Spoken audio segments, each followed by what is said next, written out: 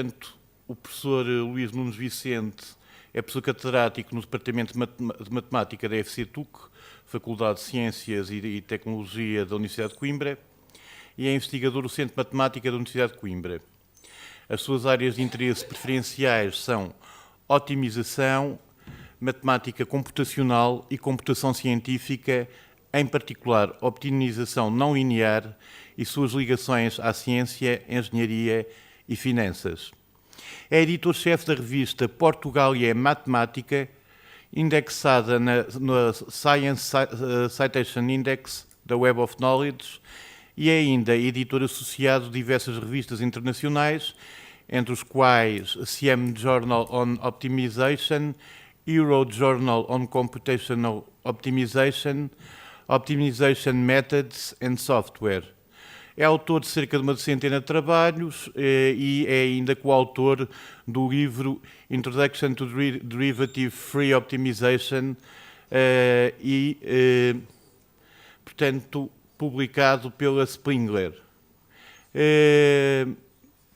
Portanto, sintetizando, Professor Nunes Vicente is full professor in the Mathematics Department of the Faculty of Science and Technology of Coimbra University and researcher in the Mathematics Center from the Coimbra University. His research areas are optimization, computational mathematics, scientific computation, particularly nonlinear optimization and its connections with science, engineering and finances. He is chief editor of the journal Portugália Matemática, indexed in the Science Citation Index from Web of Knowledge, and also associate editor from several foreign academic journals. Bom, eu passaria então a palavra ao professor Nunes Vicente. Muito obrigado. Obrigado. Eu, antes de mais, perguntava, está aqui alguém que não seja português, ou que neste momento penso eu, is anybody here that doesn't understand Portuguese? Então penso que vou falar em português, nesse caso, não é? Porque senão... bem, eu vinha preparado para falar em qualquer língua, desde português, ou portunhol, francês, inglês, e agora estou italiano, mas assim eu não consigo falar aqui em italiano. Espero que daqui a uns anos lá chegarei. Eu, antes de mais, queria agradecer à organização da conferência, o amável convite. Tem sido um dia muito... Apesar de estar com obras em casa, e pensei só vir aqui assim para a altura do painel, mas depois, quando recebi o programa, vi que a conferência era tão interessante e vim de manhãzinha cedo e estive aqui o dia todo. Eu vou dividir a minha... eu não vou usar slides. Deve ser das raríssimas vezes que não uso slides, mas pensei, bem, sou convidado para dar uma palestra numa faculdade de letras, vou dar assim um ar mais diletante e não trazer slides, mas depois apercebi-me que toda a gente tem slides, de maneira que, mas em todo caso, a audição, para quem faz meditação, é o sentido mais importante, não é? Aliás, quando é o nosso sentido primário, que durante 9 meses desenvolvemos, enquanto não vemos ainda, não é? E nós temos tendência a não dar importância suficiente à audição, e escutar é a primeira forma de tomar conhecimento. E portanto, assim farei uma pequena intervenção, apenas usando o microfone. Dividido em 4 pontos. Primeiro, o contexto. Segundo, vou falar de peer review, portanto, revisão por pares, depois da estrutura editorial de revistas e um bocadinho também depois do open access, do acesso aberto.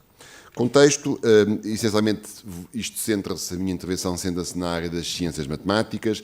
Penso que a maior parte das coisas que eu direi aqui, assim, podem ser estendidas a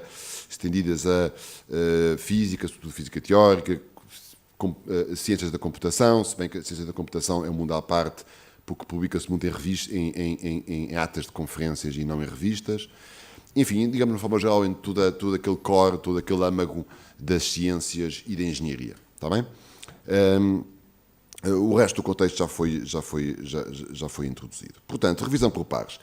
É o melhor sistema que nós conhecemos. É como a democracia, não é? Não há... toda a gente critica a democracia, mas quem conhece um sistema político melhor? Provavelmente ninguém. É o mais aceitável de todos. E, portanto, eu coloco a revisão por pares numa classe de equivalência, usando uma notação matemática, juntamente com a democracia e também com a delicadeza. Abrindo parênteses, uma citação de um escritor jornalista do século XIX americano chamado Ambrose Bierce, que disse que a delicadeza é a mais aceitável das hipocrisias. E de facto é, porque a gente recebe alguém à nossa casa de quem não gostamos, somos delicados. E, portanto, habituamos a lidarmos com estas coisas há muito tempo, não é? Desde a delicadeza, a democracia. E nós, cientistas, temos, de facto, a revisão por pares muito enraizada. Porquê que ela funciona bem? Porquê que eu acho que a revisão por pares funciona bem? Um dos motivos para qual ela funciona bem, ou o motivo para o qual eu mais gosto de dizer, que às vezes não é tão realçado, é que nós começamos primeiro por escrever artigos, enquanto investigadores, quando somos estudantes de doutoramento, não é? Depois começamos a rever artigos, porque subimos um degrau e começamos a rever artigos escritos por outros. Não, desculpem. Antes disso, começamos a receber relatórios de referir, relatórios de review dos nossos próprios artigos. Se nós escrevemos bons artigos e os submetemos a boas revistas, começamos a receber bons relatórios de referir, boas reviews. Boas no sentido escritas por pessoas que escrevem bem. E começamos a perceber como é que a coisa se faz. Quando depois estamos num nível de pós-doutoramento e começamos nós próprios também a ser convidados a escrever reviews, a ser referees, já fomos bem treinados. Se o nosso processo qualitativo de treino foi bom, nós já estamos bem treinados. Impressionamos bem os editores de uma revista se escrevermos bons relatórios, boas revisões, bons relatórios de referir. Aliás, talvez não seja tão verdadeiro agora, mas aqui há uns 20, 30 anos atrás eu ouvi um comentário que era: há duas maneiras de chegar a editor. Ou um indivíduo é um excelente investigador ou um excelente revisor. Quer dizer, porque de facto ou impressiona de uma forma ou impressiona de outra. Portanto, o sistema funciona bem se existir esta meritocracia embutida. Okay? Por outro lado, nesse caso, neste contexto, que é um bom contexto, penso que o sistema de revisão por pares pode ser anónimo. O anonimato facilita muitas situações, há exceções. Eu, por exemplo, muitas vezes escrevo, assino os meus relatórios de referir, as minhas revisões, sempre que detecto um mínimo de conflito de interesses. Um conflito de interesses que é ténue, pequenino, não é o suficiente para eu dizer não vou rever este artigo, mas depois quando vou escrever o relatório, abro o meu nome, porque acho que já li qualquer coisa que possa, por exemplo, cito um artigo meu, quando estou a escrever um relatório de referir, assino o relatório de referir. Portanto, o sistema funciona bem se estiver associado às boas práticas de investigação. Segundo ponto, a estrutura editorial de revistas, que é, penso, um dos tópicos que me traz aqui, não é? Eu vou centrar a discussão deste tópico, vou excluir as revistas em que há edição profissional, em que há editores profissionais, por exemplo, da Science, ou aquelas em que há uma edição mista. Há editores académicos, amadores, e editores profissionais, como, por exemplo, é o caso da PLOS Biology. Tem um sistema misto de editores profissionais e editores académicos cientistas. Eu vou excluir estas situações, vou-me centrar nas revistas estritamente académicas, com editores científicas, com editores amadores, portanto, não há editores profissionais. E aqui sim quero transmitir um ponto que eu acho muito importante, que funciona, aplica-se e cai que nem uma luva nas ciências matemáticas. Na minha opinião, as melhores revistas, os melhores jornais periódicos, são aqueles que são geridos ou administrados ou estão sob a alçada de sociedades científicas internacionais. Em matemática há exceções. Há sociedades científicas internacionais ou universidades, ou estruturas académicas ou fundações viradas para a ciência, como foi o caso que o professor Rodrigues falou há pouco tempo. Nestes casos, na minha opinião, são os casos que dão origem às melhores revistas. Na matemática há exceções. São poucas, estou em minoria. Também há o caso contrário, há o caso das sociedades científicas que gerem os seus próprios jornais, as próprias revistas, mas depois contratam editoras comerciais para publicar, editar e comercializar os jornais. Mas, de uma forma geral, funciona bem neste contexto. Porquê? Na minha opinião, porquê? Porque estas sociedades científicas internacionais, reputadas, com uma longa tradição, têm quase sempre corpos, comissões científicas, boards, que nomeiam, que gerem a revista. O que é que fazem em primeiro lugar? Nomeiam o editor-chefe.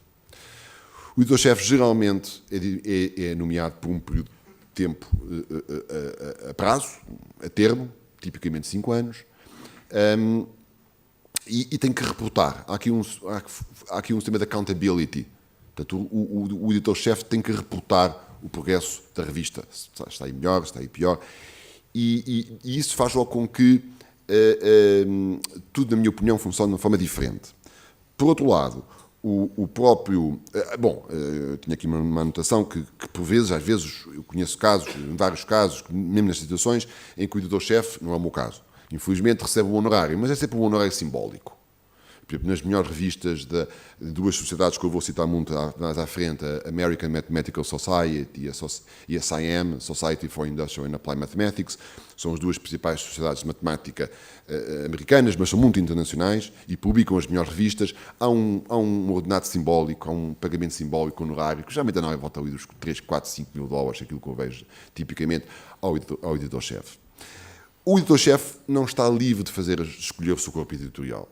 Tem que escolher em conjunto, geralmente, com o board que o nomeou, ou tem que reportar isso ao board, ou tem que trabalhar em conjunto com o vice-presidente da sociedade ou com o chefe da sociedade para a área das publicações. Portanto, toda a escolha de todo o corpo editorial das revistas que são geridas ou são propriedade das sociedades científicas internacionais é logo completamente diferente. E isto induz, pelo menos na área das ciências matemáticas, induz uma qualidade muito grande e dominante na área. Também vejo muito frequentemente que estas sociedades têm comitês de ética. Têm comitês de ética que regularmente publicam relatórios. E estes comitês de ética e estes comitês que editam códigos de prática acabam também por ser uma forma de condicionar, de fazer com que todo o processo seja, não diria mais sério, porque tudo é sério em princípio, mas que eleve os padrões científicos.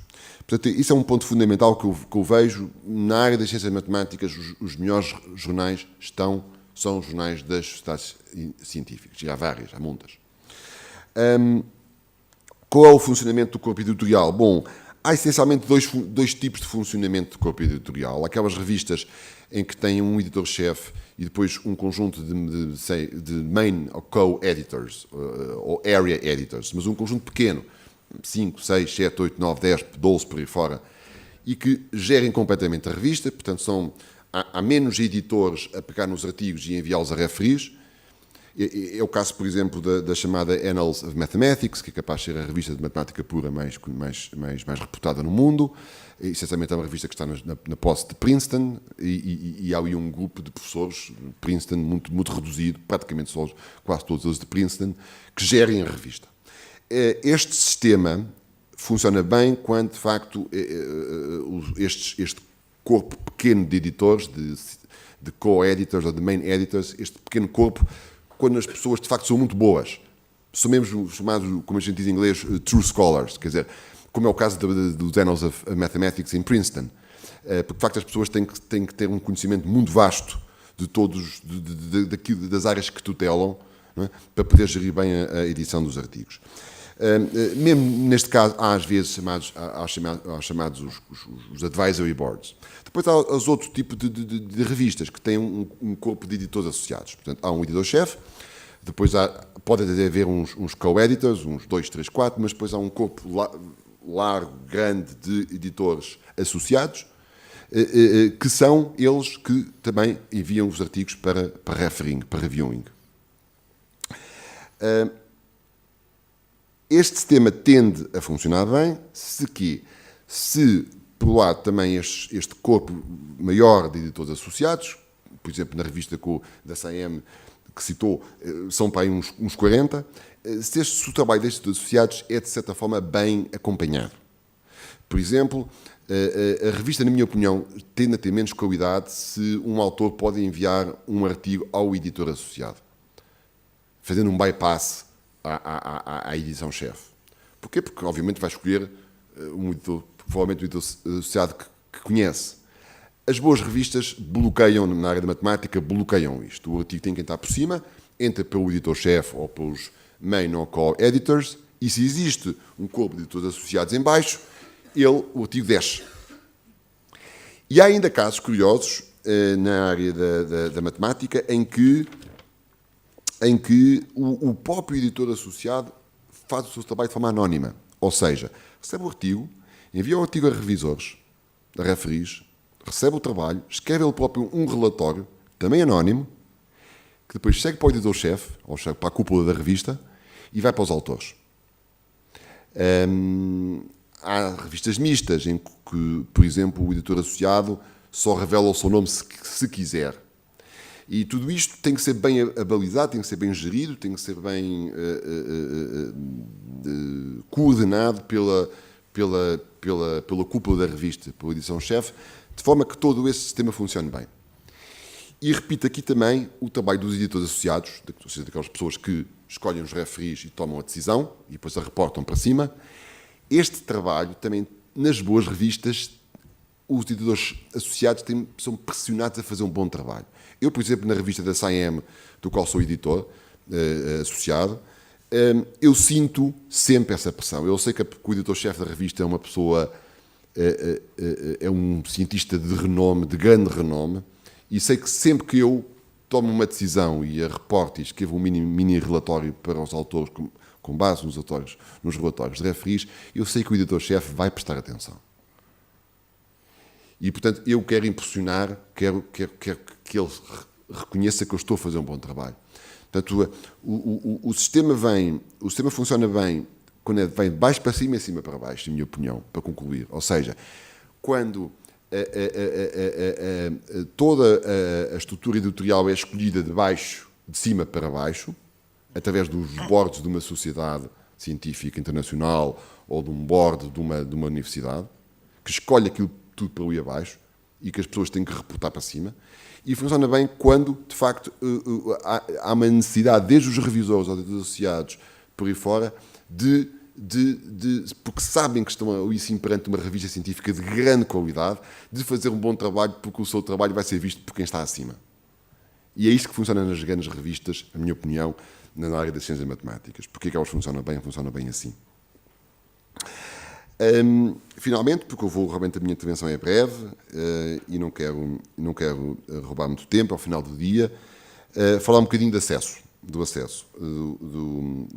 do Open Access e até um bocadinho na continuação da intervenção do professor Rodrigues.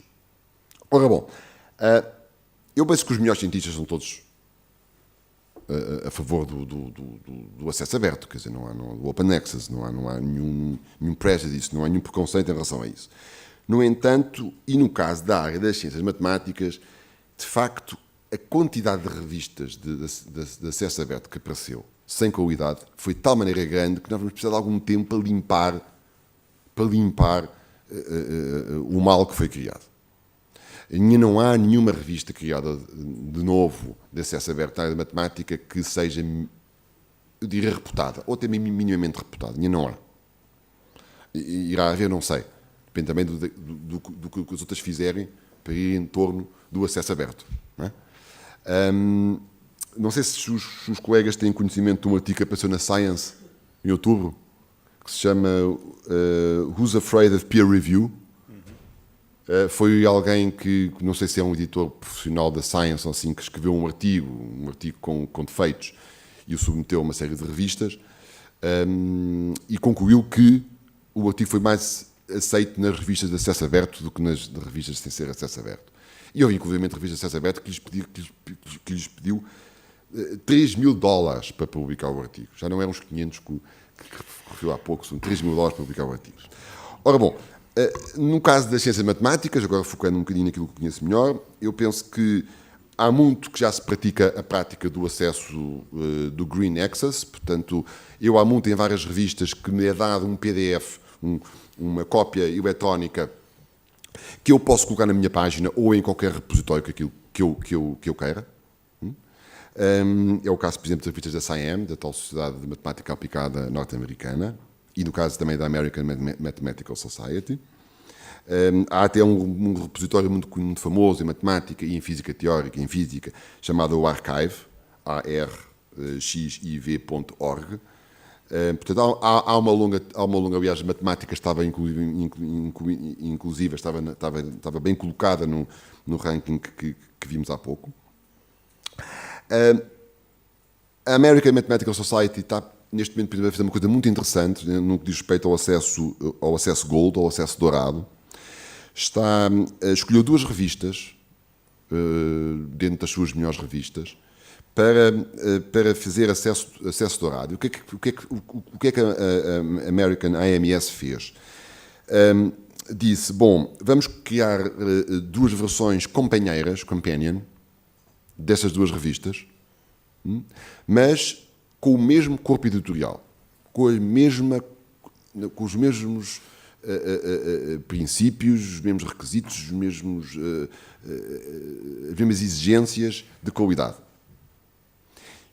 Quando o artigo está para ser publicado, o autor escolhe se quer publicar na revista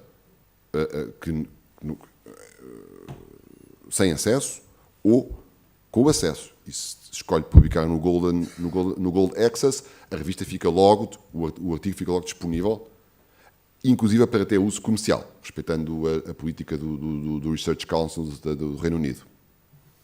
Mas aqui é uma coisa muito importante, na minha opinião, que a AMS está a fazer, que é, se por acaso o autor escolhe o Gold Access, o acesso dourado, não pode ser ele a publicar, a pagar o preço. Pessoalmente, tem que ser uma funding agency, não é? Uma agência financiadora, ou o centro de investigação, que tem que publicar. Portanto, bloqueia a AMS no seu acesso dourado, não dá a possibilidade do autor pagar, se for para acesso dourado. Tem que ser a instituição ou a governing agency. E eu penso que, de facto, isto